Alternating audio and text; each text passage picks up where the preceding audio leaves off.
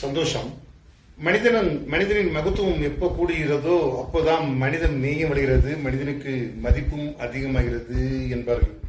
ஒரு காலகட்டத்தில் ஒருவருக்காக செல்கிறார், டெல்லி செல்கிறார். அங்கே அவருக்கு அந்த மதிப்பீடு கிடைக்கவில்லை. திரும்ப வந்து விடுகிறார். அவருக்கு காற்றுக்கார், அவர் சந்திக்க வேண்டும் என்றே செல்கிறார். ஆனால் அவர் சந்திக்க முடிவதில்லை.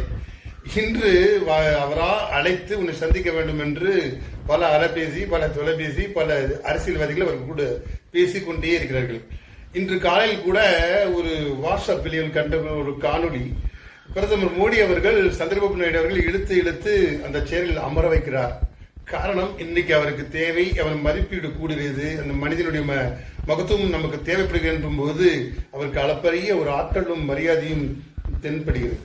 பல நேரங்களில் மனிதர்களுக்கு எப்பொழுது மகத்துவம் இருக்கிறதோ, மகத்துவம் தேவைப்படுகிறதோ அப்போதுதான் அந்த மனிதர்களை பெரும்பாலும் கண்காணிக்கப்படுகிறார்கள், மதிப்பு கொடுப்பார்கள்.